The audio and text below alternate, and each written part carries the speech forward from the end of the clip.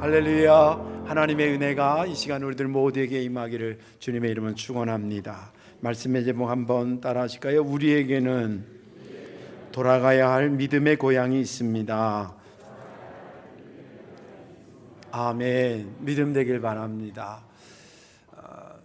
모든 교회가 7월 8월 되면 여름 성경학교를 비롯해서 학생들 수련회 이런 것들이 진행이 되지요. 저희 교회도 청년부 수련회가 끝났고 이번 주간은 청소년부, 또 그 이후에 영아부와 유치부, 아동부, 성경학교가 계속 진행됩니다. 이것을 위해서 우리 교육자들과 또 교사들이 얼마나 열심히 하는지 너무 오늘 고마운 분들입니다. 이것을 우리가 멈추지 말아야 될 이유가 있는데, 그것은 그 어린 생명들에게 믿음의 고향을 만들어주는 작업이기 때문입니다.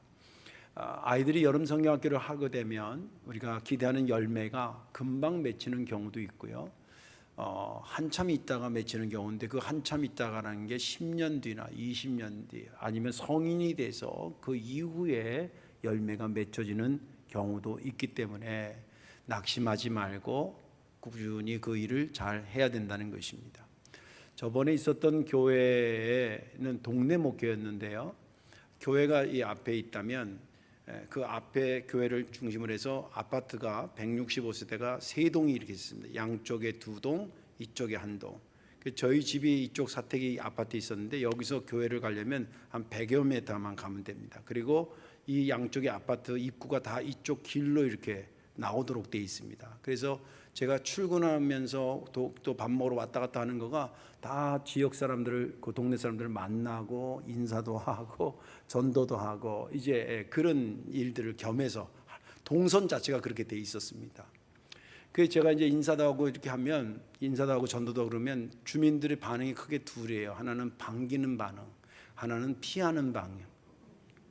이제 반기는 사람은 다른 교회를 다니고 있다든지 아니면 마음이 좋다든지 그런 겁니다. 그런데 피하는 사람은 뭐냐면 전도받기 싫어서 그런 사람입니다. 근데 이제 그날도 이제 출근을 하는데, 여기서 이렇게 가는데 아파트 통로들이 이렇게 나오는 거라 그랬잖아요. 이쪽에서 웬 여자분인데 제가 아는 사람이죠. 다 동네 사람이에요. 이렇게 딱 나오다가 측면으로 내가 이렇게 오는 걸 딱 봤나 봐요. 나오다가. 그러니까 얼른 들어가더라고, 통로로. 근데 제가 또 촉이 있잖아요, 촉이. 그래서 근데 또 거기 또 그러세요. 이제 모른 척하고 이렇게 교회 쪽으로 오다가 뒤를 싹 들이돌아봤어요. 근데 마침 또 그때 그분이 내가 갔나 해가지고 살피다 딱만 눈이 마주쳤어요. 웃는 거 보니까 어떤 상황인지 감이 잡혀요. 굉장히 어색하더라고요. 저도 만날 거라는 생각은 안 하고 쳐다봤는데 딱 그랬어요. 그러니까 아무래도 저기 뭐가 있다. 나를 피우는 것은 내가 돈 달라고 그러는 사람도 아니고, 나를 피우는데 영적인 뭐가 있구나. 그리고 알고 이제 이렇게 하다가 전도를 마침내 하게 됐습니다. 알고 보니까 그분이 실토하는데 수원의 큰 교회 장로님 딸이었더라고요. 근데 자기가 얘기하니까 알죠. 여름 성경학교는 말할 것도 없거니와 교회 학교 어릴 때 열심히 다녔던 그런 청년이었는데, 결혼하면서 믿지 않는 남편네 시집 오면서 그때부터 긴 방학에 들어간 겁니다. 그리고 쟤를 만났을 때도 역시 긴 방학 중에 있었습니다. 그래서 그러면 되냐, 아버지 어머니가 얼마나 세상 기도하겠냐, 가셔야 되고 또 그런 흔적이 없는 분도 아닌데, 그래서 그렇게 속속 피하시고 그러셨구나, 내가 그랬더니 근데 이제 금방 자기는 못 오고 애들부터 보내더라고요. 그 아들 딸이 있었는데 걔네들을 이렇게 보내더니 나중에 이제 그 어머니도 교회를 오셨습니다. 그리고 나니까 누가 한 명 남았어요? 남편이 남은 거예요. 그 남편이 동네의 우체국에 근무를 해서 본의 아니게 이렇게 다른 사람에 비해서 자주 만나게 됐었습니다. 그래서 이제 저기 장로님 사위였다며요. 그러니까 딴 때는 당당하게 날 쳐다보니 그 얘기하니까 고개를 탁 떨기더라고, 금방. 그게 이러셔야 되지 않냐고 쭉 얘기하고, 예수 믿어야 되지 않냐고 그랬더니, 그분도 자기가 이제 나랑 얘기하는데 교회와 자기 인생과 관련된 걸 막 머리로 찾는데 딱 잡힌 게 뭐냐면, 성탄절 때 빵 먹으러 교회 간 거. 어릴 때 동네에 교회가 있어요. 그리고 또 여름 성경학교 때 가서 재미있게 놀았던 거, 거기에 있어서 저도 동네 여름성경학교랑 성탄절 때 이렇게 교회를 나갔었다 그러더라고요. 그러니까 오시라고. 사람은 성품은 참 좋았어요. 그래서 나중에 그분도 교회 다니시고 지금까지 신앙생활을 아름답게 하고 있습니다. 우리들에게는 돌아가야 할 믿음의 고향이 있습니다. 오늘 본문에 있는 말씀은 이 성경 배경을 조금 아셔야 되는데, 아시다시피 이스라엘 백성들이 하나님께 범죄해서 70년 동안 바벨론 포로로 끌려가게 됐습니다. 그 70년이 지난 다음에 돌아오는데 세 차례에 걸쳐서 돌아오게 하셨습니다. 첫째는 수룹바벨과 예수아를 중심으로 해서 약 5만 명의 유대인들이 예루살렘으로 돌아왔습니다. 이들이 와서 주된 사역은 뭐냐면 무너진 성전을 재건하는 것이었습니다. 성전이 없으니까 다 뜯어갔거든요. 다 무너뜨리고. 그래서 그것을 재건하는 것이 주된 사역이에요. 그리고 한 79년 뒤에 2차 귀환이 있었는데, 2차 귀환 때는 누구냐면 에스라를 중심으로 해서 약 5천 명에서 1만 명 사이의 유대인들이 오게 됩니다. 이들이 온 두 번째 목적은 성전 지어졌는데, 성전이 성전되려면 제사와 예배와 그리고 말씀이 회복되어야 되지 않습니까? 이것을 회복하기 위해서 에스라는 선지자이기도 하고 학자이기도 하고 그 제사장이었기 때문에 그런 두루 갖춘 이 사람을 중심으로 해서 이 사람들이 오게 됩니다. 세 번째 3차 귀환은 느헤미야 아시죠? 느헤미야 혼자 와서 이제 성벽이 무너져 가지고 성벽이 잘 제대로 갖춰져 있지 않기 때문에 예루살렘에서 성전에서 예배 잘 드리고 하면 이 보호막이 없으니까 쳐들어와 가지고 또 뺏어가고 막 해서 사람들이 믿음이 유지되기가 힘들다. 그런 걸 듣고는 2차 귀환 뒤에 14년 뒤에 느헤미야가 와서 총독의 자격으로 와서 그 성벽을 완공하는 것이 이제 이 배경입니다. 그 중에서 오늘 본문은 2차 귀환 때에 있었던 일을 다루고 있습니다. 에스라 선지자가 하나님의 명령을 받아서 성전을 섬기는 자들, 말씀을 부흥시킬 자들을 데리고 와라. 이제 그런 계시를 받았겠죠. 그래서 아하와 강인데, 여기는 그 지역을 향해 가는 강인데, 아하와 강의 강가에 이제 천막을 치고 3일 동안 같이 가야 될 사람들을 모집하기 시작했습니다. 물론 그 전에 곳곳에 이제 광고를 했었겠죠. 그래서 쭉 왔는데 보니까 제사장 그룹도 오고 일반 사람 유대인들도 왔는데 성전에서 본격적으로 섬겨야 될 레위인이 한 명도 안 온 거예요. 기가 막힐 일이죠. 그래서 이제 에스라가 기가 막혀가지고 이거 안 되겠다. 그렇다고 그냥 갈 수도 없고, 이번에 가는 거는 성전에서 제대로 된 예배와 말씀의 회복을 위해서 가는 건데 그 스텝진이 구성이 안 되면 안 되겠다. 그래서 그 사람들을 멈추게 하고 거기서 모인 사람 중에 대표격인 족장들을 부른 다음에 여기 오늘 여기 본문에 보니까 가시바 지역에 그 이또라는 사람인데, 가시바 지역이 이제 많은 학자들이 얘기하는 거기에 포로로 잡혔던 유대인들이 집성촌을 이루고 살았던 지역 아니겠나 이렇게 추측합니다. 아무튼 그쪽에 이또라는 사람한테 가서 하나님의 성전을 섬길 자들, 다시 말해서 레위인들을 좀 모아달라 그래라. 그렇게 이제 부탁을 합니다. 그래서 이제 족장들이 그 명령을 받아가지고 그 말씀을 가지고 거기 갔는데, 오늘 본문에 보니까 하나님의 선한 손길이 저들을 도와주셔서 순척하게 사람들을 만나게 하셨습니다.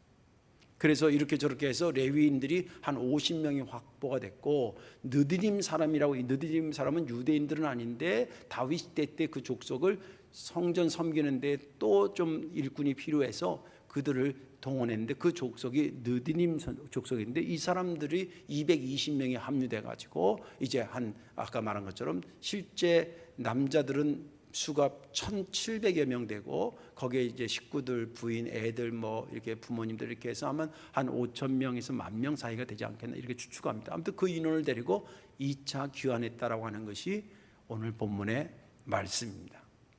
저는 지난 주간에 이 본문을 읽으면서 제가 은혜 받은 것은 뭐냐면, 어떻게 하든지 믿음의 고향 예루살렘으로 데려가려고 이리 뛰고 저리 뛰고 하는 그 에스라의 열정을 봤고요. 그리고 거기에 믿음을 포기해서 합류해서 그 대열에 함께 참여했던 하나님의 사람들, 이들의 열심을 보면서 은혜가 됐습니다. 오늘 저와 여러분들 함께 은혜 받으시고, 그렇구나, 우리가 이렇든 저렇든 간에 우리에게 가야 될 믿음의 고향이 있는데 거기에 도달하도록 내 삶을 살아가야 되겠구나라고 하는 것을 깨닫는, 결단하는 그런 시간이 되기를 주님의 이름으로 축원합니다. 자, 그렇다면 어떻게 해야 믿음의 고향으로 돌아갈 수 있을까? 그 첫째는 일상의 테두리를 뚫어야 하는 것입니다. 일상의 테두리를 뚫어야 된다. 오늘 15절에 보면 내가 무리를 아하로 흐르는 강가에 모으고 거기서 3일 동안 장막에 머물며 백성과 제사장들을 살핀즉 그 중에 레위 자손이 한 사람도 없는지라. 아까 말한 것처럼 에스라가 다 모았는데 보니까 분석을 해보니까 레위 지파가 한 명도 안 온 거예요. 그 내용을 담고 있습니다. 자, 그렇다고 한다면 왜 없었을까요? 왜 그들이 안 나타난 것일까요? 포로로 잡혀온 사람 중에서 레위 지파들이 다 가서 아무도 없어서 안 나타난 걸까요? 아니면 있는데 오기 싫어서 안 온 걸까요? 정답은 후자입니다. 오기 싫어서 안 온 겁니다. 그렇다면 왜 그들은 오기 싫어하는 걸까요? 일상의 테두리를 뚫기 싫어서 안 나온 것입니다. 사실은 일상의 테두리를 뚫으라는 것은 굉장히 말은 듣기는 쉬워도 실제 삶으로 살아가기는 굉장히 어려운 얘기입니다. 오늘 설교도 내용은 평이할 겁니다. 그런데 집에 가서 들으면 야, 이거 엄청 무거운데, 이런 중압감을 많이 느낄 것입니다. 특히나 이 에스라가 불렀던 당시에 레위인들의 일상이 어떻게 형성되고 있는지를 잠깐 소개하면 야, 진짜 어렵겠구나, 그런 생각을 하게 되는데, 첫째는 에스라가 그들을 불렀을 때에 시간적으로 120년, 포로로 잡혀간 지 120년 정도 흘렀습니다. 여러분 생각해 보세요. 120년 전에 내 자기 역사로 한번 생각해, 내가 120년 전에 우리 조상이 어디 살았는가 한번 생각해. 감도 잘 안 잡히잖아요. 예. 거기서 떨어온 지 뭐 10년 만에라든지 20년 만이라 그런다면 얼른 그 기억을 가지고 하는데, 사실은 에스라 비롯해서 여기 듣는 이 사람들은 예루살렘에 가본 적이 없는 사람이에요. 그냥 믿음의 고향이 거기래더라. 너 미국 사는 사람한테 너 한국 고향이 너 한국이야. 그래서 그냥 들어서 한국인지 한국 한 번도 안 가본 사람과 똑같은 거예요. 그것도 자그마치 120년 이상의 세월이 흘렀어요. 이게 큰 걸림돌이었습니다. 사실은 그들의 문화라든지 습관이라든지 이게 120년 동안 거기에 동화되어 있어요. 또 포로로 잡혀갔던 이들에게 대한 상황의 변화입니다. 맨 처음에 바벨론 포로로 잡혀갔는데 그 바벨론 나라가 페르시아한테 점령당해서 이제 바벨론은 없어지고 다 페르시아가 됐는데, 페르시아는 상당히 유화 정책을 폈습니다. 그래서 여러 민족들을 자기들이 데려오지만 여러 민족들의 어떻게 보면 자치권을 상당히 인정해주는 그런 것이었습니다. 여러분들 비근한 예로 다니엘 같은 사람이 유대인인데 총리 자리까지 오르잖아요. 그죠? 그렇죠? 그 다음에 에스더 같은 사람은 뭐예요? 왕비의 자리까지 유대인인데 올라갑니다. 그걸 보면 상당수의 유대인들의 생활 여건이 점점점 좋아졌다는 거예요. 그리고 결정적인 것은 뭐냐면 그 당시에 좋아진 그 페르시아에 누리는 유대인들이 누리는 경제적인 여건하고 그들이 가야 될 예루살렘하고 볼 때는 지금 우리가 방글라데시 가야 되는 것 같은 거예요. 상상이 좀 가시죠? 그러니 안 나타나는 거지. 그리고 또 레위인의 삶의 자체가 하나의 걸림돌이죠. 이 사람들이 가면 120년 지났으니까 여기서 그 사람들은 성전 안 섬겼거든. 한 번도 안, 왜냐면 타 지역이니까. 거기서 자기 잡을 가졌거든요. 뭐 목수도 있었을 거고 농사진 사람도 있었을 거고 뭐 다양한 뭐 토기장이도 있었고 그거 가지고 이제 재밌어 그거 가지고 먹고 살고 있는데, 이쪽으로 가면 그동안 했던 자기 그 재능은 다 없애고 오직 성전에서 제사 지내는 거 도와주고 성전 문을 지키고 찬양대로 헌신하고 그런 것만 하는 거예요. 그리고 레위 지파는 이스라엘 전통은 뭐냐면 땅을 한 평도 못 가져요. 그냥 인생 빌려 살다가 가는 거예요. 어떻게 보면 참 그래요. 뭐 해가지고 사람이라는 게 그렇잖아요. 해가지고 노력해서 100평 땅을 샀다든지 뭐 20평짜리 아파트를 샀다든지 이게 참 재미있잖아요. 또 노력해가지고 25평 했다고 좋아하고 그러잖아요. 근데 레위기 자체는 그냥 사는 집이 있을 뿐이지 그게 내 집이 아니에요. 한 평도 그게 원래 그렇게 돼 있어요. 전통이. 그러니까 자기 직업 다 버려야지, 잘 사는 거 다 버려야지, 그리고 갔는데 거기서 그 일만 해야지, 시키는 일만 해야지, 거기서 또 그게 뭐 자기 땅을 사는데 자본이 되는 거 그런 거 아니지. 한번 일상을 한번 둘러보세요. 거기 따라간다고 여러분들 같으면 따라간다 그러겠어요? 쉽지 않습니다. 그러니까 사실은 이 말은 100번 이해가 되는 거고요. 안 따라갔다가 나쁘다 좋다 이렇게 선과 악으로 구분할 일이 아니에요. 그러나 분명한 것은 뭐냐면 일상의 테두리를 뚫지 않으면 믿음의 고향으로 가는 것은 힘들다라고 하는 안타까움이 있을 뿐입니다. 여러분들 목사가 보세요. 가장 목사의 존재의 목적은 그 사람을 죄 가운데 건져서 구원의 백성 만드는 거예요. 그죠? 그것만 유지하다가 주님 나라 갈 수도 있어요. 또 그것도 귀한 거죠. 근데 교회가 다른 영혼들을 바지하기 위해서 교회가 유지되고 부흥되려고 그러면 교회가 누군가는 움직여야 돼요. 그 구원의 확신 받은 사람한테 이 일을 좀 해줘서 이렇게 일이 많아진단 말이죠. 그거 안 하면 악한 겁니까? 그런 차원은 아니에요. 그건 몸이 아파서 못할 수도 있고 시간이 안 돼서 못할 수도 있고, 그러니까 이건 선과 악의 문제는 아니지만 안타까움의 문제는 있다는 거예요. 예수님께서 이런 비슷한 이야기를 뭐라 그러냐면 너희가 나를 따르려면 너희를 부인하고 너희의 십자가를 지고 나를 따라라, 그 얘기를 하셨거든요. 여기서 너를 부인하라고 하는 것은 자기의 존재감을 없애라 그런 뜻이 아니에요. 너는 이제는 아무것도 없다 그런 의미가 아니에요. 너의 일상의 테두리를 뛰어넘어라 그 뜻이에요.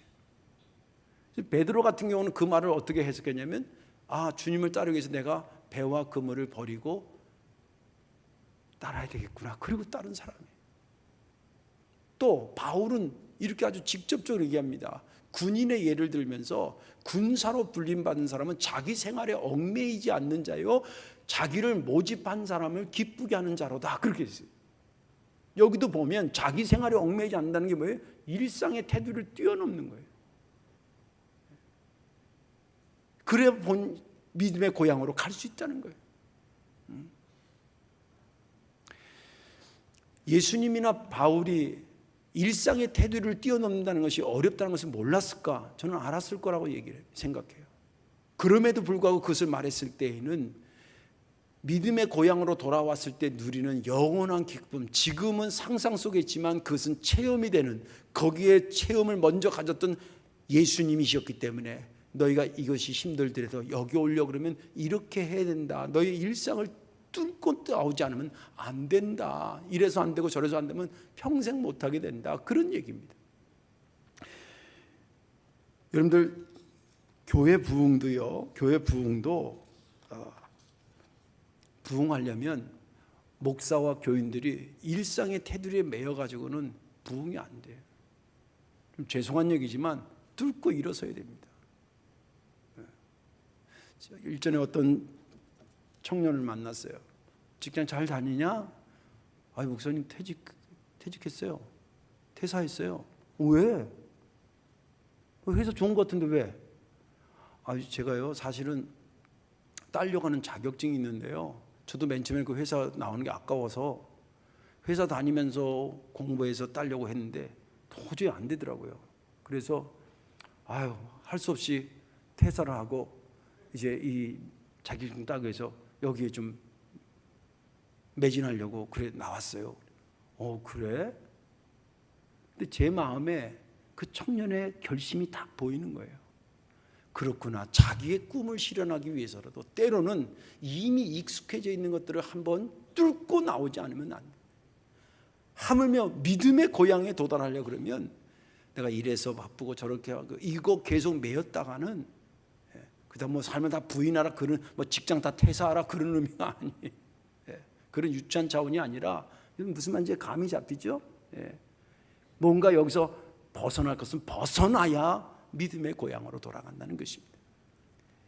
여러분들의 삶에, 여러분들이 믿음의 고향으로 돌아가는데 발목 잡고 있는 삶의 일상의 테두리가 있다면 과감하게 뚫고 일어서기를 주의 이름으로 축원합니다. 두 번째, 마지막 두 번째는 뭐냐면, 어떻게 해야 믿음의 고향으로 돌아갈 수 있냐면 이끄시는 하나님의 선한 손길을 꽉 붙잡아야 됩니다. 오늘 18절에 보면 우리 하나님의 선한 손길의 도우심을 입고 그들이 이스라엘 손자 레위의 아들 말리의 자손 중에서 한 명철한 사람을 데려오고 또 세레바와 그의 아들들과 형제 18명과 이들께 데려왔다는 얘기를 기록하고 있습니다. 이 말은 뭐냐면 레위인이 한 명도 없는 것을 안타깝게 여기는 에스라가 그들을 보냈을 때에 그들이 이제 족장들이 레위인을 찾아갔다 그랬잖아요. 그런데 그 모든 과정 속에서 되어지는 때에 하나님의 선한 손길의 도우심이 임하니까 그 일들이 순차적으로 잘 되더라는 거예요. 그 내용을 담고 있습니다. 여기서 하나님의 선한 손길의 도우심을 입었다라고 하는 것을 우리가 깊이 묵상해야 될 이유가 있습니다. 왜냐하면 이것이 믿음의 고향으로 터닝할 때의 그 터닝 포인트에 꽂혀지는 깃대와 같기 때문에 그렇습니다. 이것을 묵상하면 이런 몇 가지 질문을 하게 됩니다. 첫째는 하나님의 선한 손길이 왜 이때 임했냐는 거예요. 무엇을 위해서 임했냐는 거예요. 왜 임했냐는 거예요. 그들로 하여금 믿음의 고향으로 돌아가게 하기 위해서 임했다는 거예요. 두 번째는 그런 하나님의 손길이 임할 때 그러면 그 손길을 받은 레위 사람들은 어떻게 반응했냐?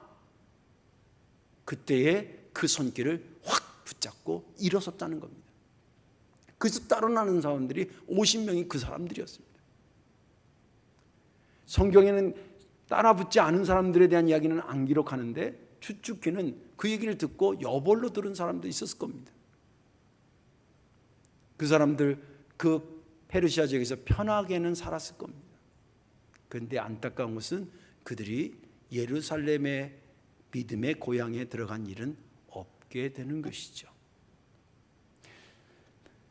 또 이런 차원에서 그렇다고 한다면 하나님이 인도하시는 선한 손길은 어떻게 나타났을까라고 하는 것을 또 생각해 볼 수가 있습니다. 어떻게 나타나냐면 성령 하나님께서 사람을 통해서 혹은 말씀을 통해서 그들에게 나타나셨습니다. 그러니까 하나님의 손길이 나타났다는 게 이게 뭐 하늘에서 손이 이렇게 내려와서 나타났다 그런 의미가 아니잖아요. 예. 보이지 않는데 어떻게 나타나냐면 사람을 통해서 나타나고 그리고 말씀을 통해서 나타났다는 거예요. 사람을 통해서 나타나는 거, 고향으로 믿음의 고향으로 돌아오도록 사람을 통해서 나타나는 그 사람이 누구였냐면 에스라와 에스라의 명령을 가지고 갔던 족장들을 얘기합니다. 오늘날로 말하자면 한 사람은 누구라고 볼 수 있을까요? 목사님과 직분자들을 얘기하는 거예요. 그들을 통해서 하나님께서 말씀하실 때에 확 붙잡으라는 거예요. 장로님이 어느 집사님한테 집사님 이제 좀 열심히 기도해야지요. 그리고 아멘 해야 되는데 너나 잘하세요. 그럼 되겠어? 목사님, 권사님 이렇게 하셔야죠. 그러면 네 그래야 되는데 아유 우리 목사님은 직장을 안 다녀봐서 몰라. 나 내일부터 직장 다닐까? 아니잖아요. 근데 여기 레위 사람들은 하나님의 손길이 사람을 통해서 자기에게 접근할 때 그 손을 탁 붙잡고 일어섰다는 거예요. 또 말씀을 통해서 역사하셨습니다. 여기 오늘 본문에 보면 말씀이 어떤 거냐면 17절 끝에 보면 우리 하나님의 성전을 위하여 섬길 자를 데리고 오라. 이게 하나님의 말씀이었습니다. 이 말씀이 들릴 때에 알겠습니다. 제가 미처 생각 못했습니다. 알겠습니다. 순종하겠습니다. 그 말씀을 듣고 일어섰다는 거예요. 여러분들 하나님의 손길을 여러분들도 어떻게 느낄 수 있냐면요. 설교를 듣는데 오래전에 들은 설교인데 그게 아직도 기억나는 설교가 있을 거예요. 이거 그 말씀으로 여러분들 마음에 하나님의 손길이 온 거예요. 또 그날따라 어떤 장수의 설교를 읽었는데 그 절에서 계속 그 절에서 눈이 떨어지지 않아. 또 읽고 또 읽고 또 읽고 그래. 그 말씀 여러분들에게 다가오는 말씀이에요. 심지어는 어떨 때는요. 자녀가 교회 갔다 와서 뭐라 그러니까 엄마 기도하면 되잖아 이런 얘기 하잖아요. 애들이. 그거 네가 뭘 알아. 이랬다가 의도만 수가 있어요.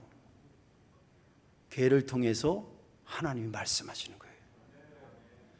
그러니까 하나님의 도움의 손길은 굉장히 다양하게 나타나는데, 이미 나타나기도 하고 그랬을 때 중요한 것은 그걸 뿌리치면 안 된다는 거예요. 뿌리치면 나를 믿음의 고향으로 데려가기 위해서 하나님의 성령이 저렇게 사람을 통해서, 말씀을 통해서 내게 다가오는구나. 그리고 받고 일어서는 것이 믿음의 고향으로 돌아가는 자의 두 번째 방법이었던 것입니다. 이제 말씀을 정리하겠습니다. 믿음의 고향은 사실은 장소적 개념이 아니죠. 물론 본문에서는 예루살렘을 얘기하고 있지만 우리들의 상황에서 볼 때는 예루살렘이 믿음의 고향이 아니에요. 믿음의 고향은 내 믿음이 절정에 이르렀을 때를 얘기하기 때문에 사람마다 다릅니다. 어떤 사람은 주의 복음을 처음 듣고 나서 예수님의 첫사랑을 깨닫고 내가 죄인임을 깨닫고 엉엉 울면서 회개했던 그 순간이 그에게는 믿음의 고향이 될 수도 있고, 아까 말한 것처럼 말씀 듣다가 맞아, 근데 이제 이렇게 살아야지, 그 말씀 들었던 그 순간이 그에게 믿음의 고향이 될 수가 있고, 어떤 사람은 그날따라 시간 가는 줄 모르고 그냥 엎드려서 하나님 앞에 기도하고 지냈더니 한두 시간이 훌쩍 지나갔다. 그 순간이 그에게 믿음의 고향이 될 수가 있습니다. 저 같은 경우는 목사 안수 받으면서 참 하나님한테 죄송했어요. 왜냐하면 내가 생각했던 기준이 있었는데 목사 안수 받는 그 순간에 그 기준에 훨씬 미달된 거예요. 내가 그 나만 알죠. 그런데 안수해서 목사시키는 걸 보면서 하나님 앞에 정말 죄송했어요. 그리고 내가 정말 잘해야 되겠구나, 평생 헌신해야 되겠구나, 그 생각했던 게 늘 제 마음의 믿음의 고향이에요. 중요한 것은 이 모든 것들이 내 각자의 믿음의 나름대로는 절정을 이룰 때가 믿음의 고향의 특징이었습니다. 요즘 코로나가 우리의 삶의 곁에서 완전히 떠날 줄 알았는데 또 이게 또 기어들어왔어요. 그래서 이렇게 혼란스럽기도 하고 저렇게 혼란스럽기도 한데, 오늘 본문하고 한번 비교를 한번 환산해 보면 코로나 이전의 내 신앙의 모습과 코로나가 진행되고 있고 그 이후에 오늘의 내 신앙의 모습을 한번 체크해 보세요. 그래서 그때랑 지금이나 계속 잘 유지된다 그러면 할렐루야고, 근데 내가 왠지 그때에 비해서 조금 이 부분이 약해졌다 하면은 그 약해진 부분만큼 돌아가야 될 거리예요. 그래서 여러분들 스스로가 판단하고 스스로가 생각해야 될 거리들입니다. 그러나 분명한 것은 그것을 붙잡고 있는 일상의 테두리가 있으면 그것을 깨야 될 순간도 있어야 되고, 그것을 돕기 위해서 성령 하나님께서 사람을 보내거나 말씀을 주실 때 그걸 붙잡고 일어서야 될 것이 우리들의 몫인 것입니다. 저는 바라기는 여기 말씀을 듣고 영상으로 예배하는 모든 성도들 한 명도 낙오됨이 없이 우리의 신앙의 가장 절정이었던 그 믿음의 고향으로 다 돌아가시는 그런 역사 있기를 주님의 이름으로 축원합니다. 기도하겠습니다. 예수님, 나에게 믿음의 고향을 만들어 주신 주님 감사합니다. 성령님께서 역사하셔서 울부짖으며 기도했던 그 순간이 믿음의 고향인 사람도 있고, 어릴 때의 여름 성경학교가 그들의 믿음의 고향인 사람이 있고, 큰 중환병에 걸려서 고침받으면서 거기가 기도했던 그 자리가 믿음의 고향인 사람도 있습니다. 코로나 때문에 많은 사람들이 일상이 어그러지고 과거에는 없었던 테두리들이 내 삶을 감싸오고 있습니다. 주님, 나를 도와 주옵소서. 주님의 믿음의 고향에 다시 돌아가고 싶습니다. 우리에게 일상의 테두리가 만에 하나 내 발목을 잡는다면 끊을 수 있는 용기도 주시고, 주님, 여러 사람들을 통해서 나를 이끌어 주시고 여러 말씀을 통해서 나를 각성시켜 주셔서 내가 이르러야 될 믿음의 고향에 다 이룰 수 있도록 인도하여 주옵소서.